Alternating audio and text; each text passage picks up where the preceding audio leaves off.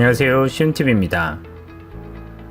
일본의 한국 수출 규제로 시작된 한일 간의 무역 갈등이 장기화되고 있습니다.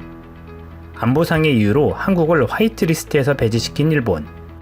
결국 한국은 한일 간의 군사정보보호협정인 지소미아의 종료를 발표하기에 이르렀죠.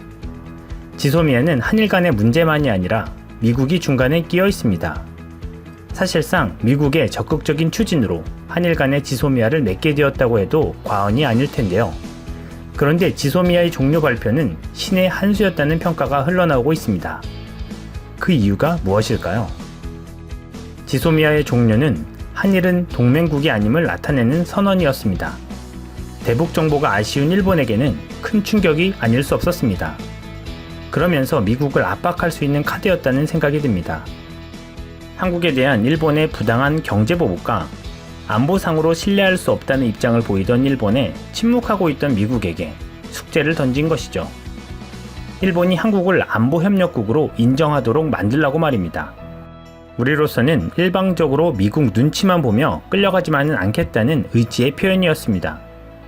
지정학적으로 세계 강국들 사이에 끼어있는 대한민국의 외교는 어느 한쪽에 치우칠 수 없는 상황입니다. 미국에만 의존할 수 없다는 것이죠.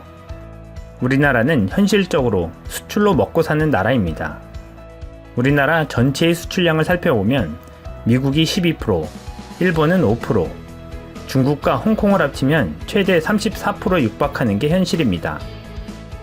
미중 무역전쟁에서 우리가 한쪽으로 치우칠 수 없는 이유이기도 합니다.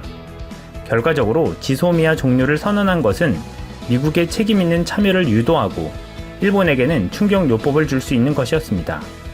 또한 중국과 러시아와의 관계에 있어서도 우리의 실리를 챙길 수 있는 것이었죠. 역사적으로 한국의 최우방국이 미국임에는 틀림없지만 요즘의 미국은 트럼프의 과격한 협상거로서의 기질 때문에 동맹국들의 입장을 난처하게 할 때가 많은 상황이었습니다.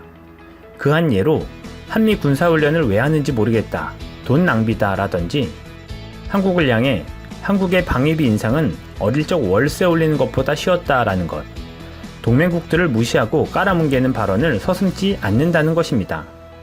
또한 북한의 미사일 발사에는 단거리 미사일 어느 나라나 하는 것, 게다가 한국에 대해 터무니없이 최대 6배의 방위비 인상을 요구하는 등 한국에 대한 압박 수위는 어느 때보다 커져가고 있습니다. 그렇다고 미국을 자극할 만한 반응을 할 수도 없다는 것이 안타까울 뿐이죠. 그래도 우리는 주권 국가로서 이제 미국이라도 할 말은 할 수 있어야 할 것입니다. 특히 독특한 트럼프 정권 하에서는 말이죠. 그래서 30일 청와대는 미국을 향해 미군 기지 조기 반환 카드를 꺼내들었습니다. 반환 예정인 26개의 미국 기지를 최대한 빨리 받겠다는 것입니다. 이 중에는 토양 오염 정화 작업 문제로 미반환된 곳도 다수 있습니다. 즉, 미국과의 방위비 분담금 협정에 있어서도 한국의 토지, 시설 제공, 불평 감수, 토지 오염 정화와 같은 부분도 분담금의 일환이었다는 것을 상기시키려는 것으로 보입니다. 일각에서는 한국은 미국 없으면 끝장이다라는 반응도 있더군요.